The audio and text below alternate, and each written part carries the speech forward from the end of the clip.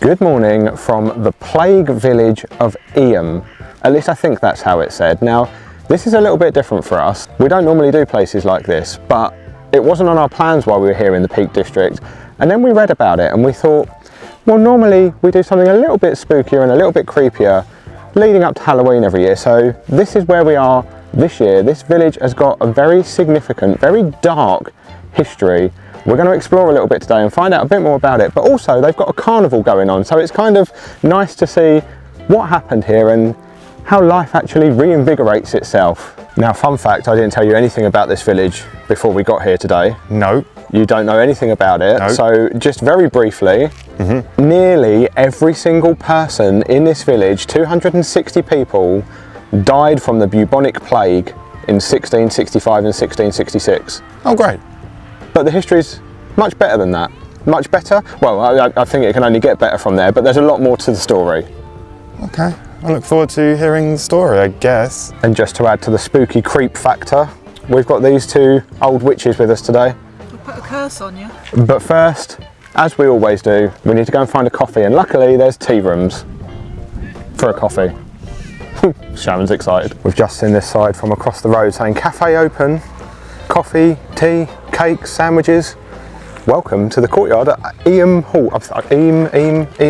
Eyam. I'm going to say it many different ways today. All of them will probably be wrong. Eyam Hall. I think it's Eyam. Eyam. Anyway, coffee.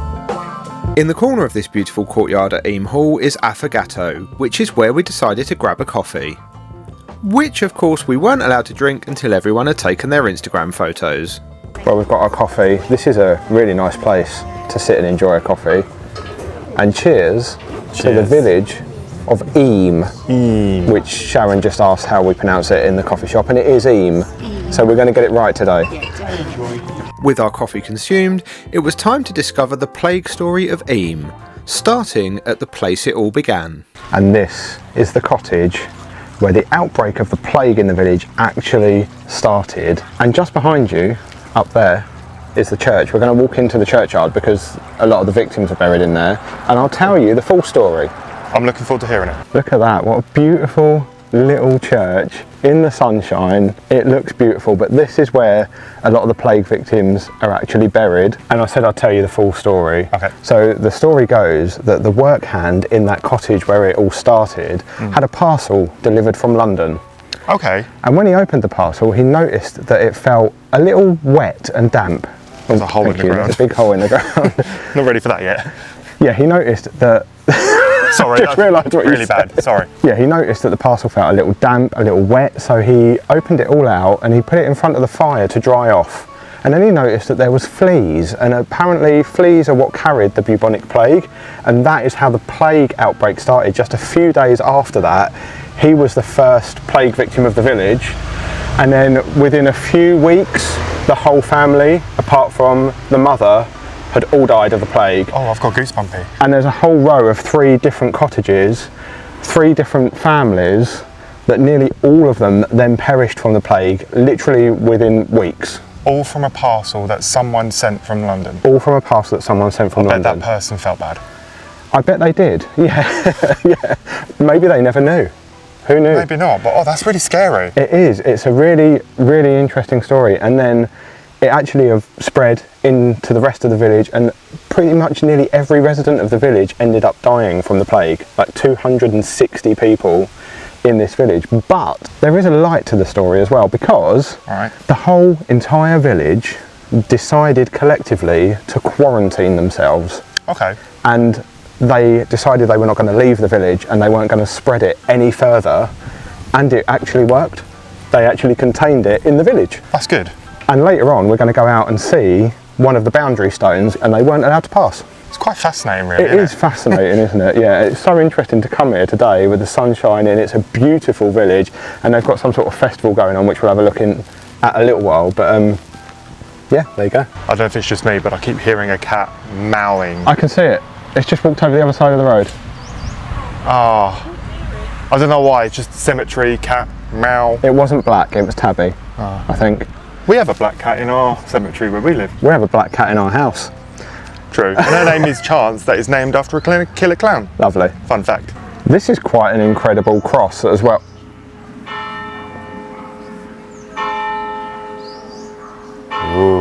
Coincidence or creepy? I don't know. Or both. Or both. 11 o'clock? 11 o'clock. 11 so we've got a few more dings to go yet. Yeah. Although that's a minute early. Minute early. Or maybe you're a minute late. Apple is never a minute late. That's what I was going to say. This is quite an interesting cross. It's a Celtic cross, and it actually is from the 8th century. That's the 700s. And it still looks like that. Didn't you go to school then, Sharon? I was going to say, it is almost the oldest thing in the graveyard, but then you're with us, so.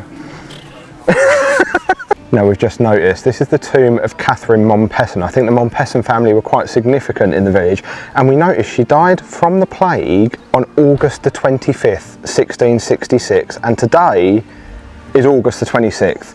I also noticed they have an annual church service in commemoration of the plague victims every year, and that was yesterday. Ah. It's the last Sunday in August, even though I don't think yesterday was the last Sunday in August. They must have moved it forward. Yeah, they must have. I'm sure there's a reason.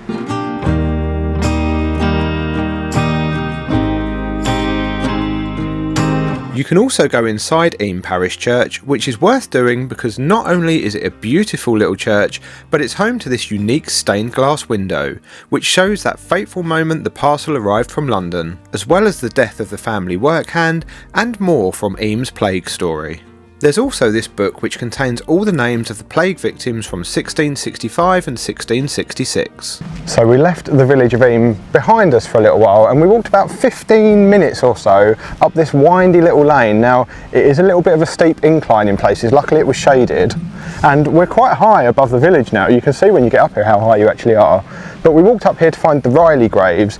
Now it's the burial site for the Hancock family, probably one of the more tragic stories in this whole scenario, because all of the men in the family died, and the sole survivor was the mother, and she had the very grim task of digging all of the graves for her family, transporting their bodies from their farmhouse down to the gravesite that she dug, and burying her entire family.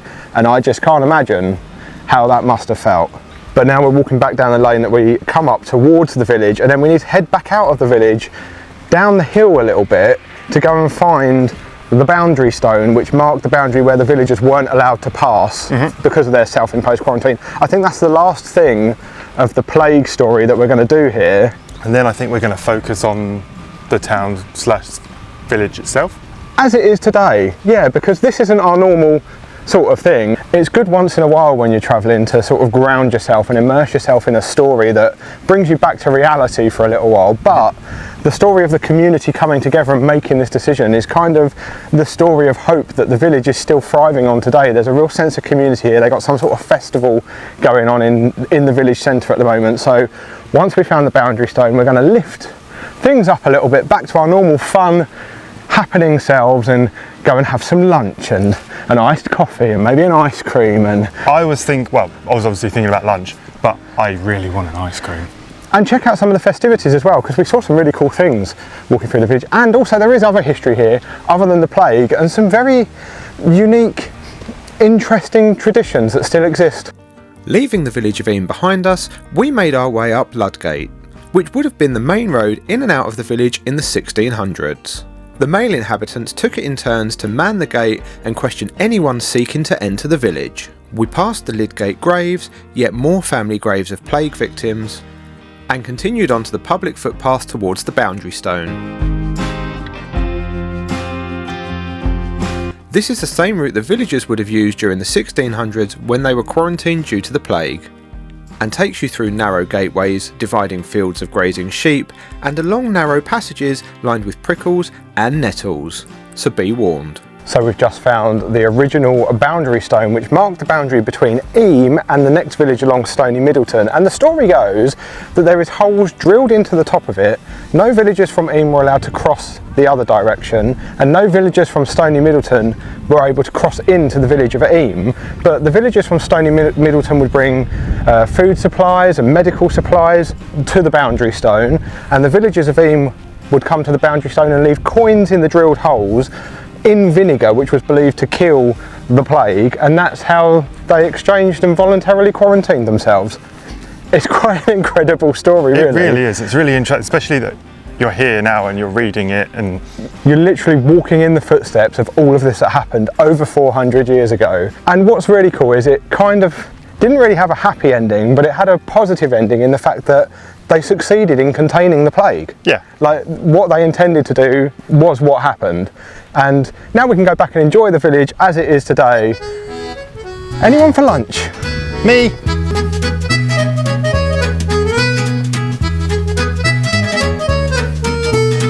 And this is where we chose for lunch, Eyam Tea Rooms.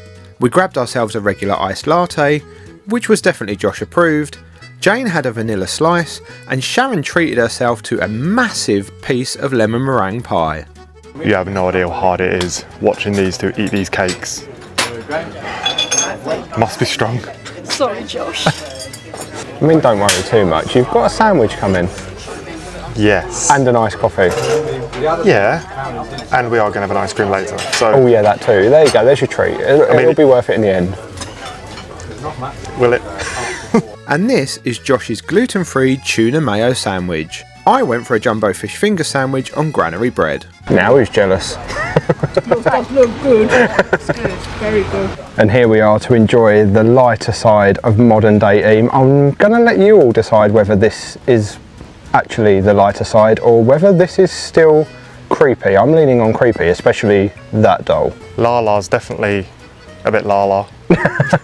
We then stumbled across Eyam's unique rotating roasting jack, where still to this day you can come and see the tradition of roasting a sheep.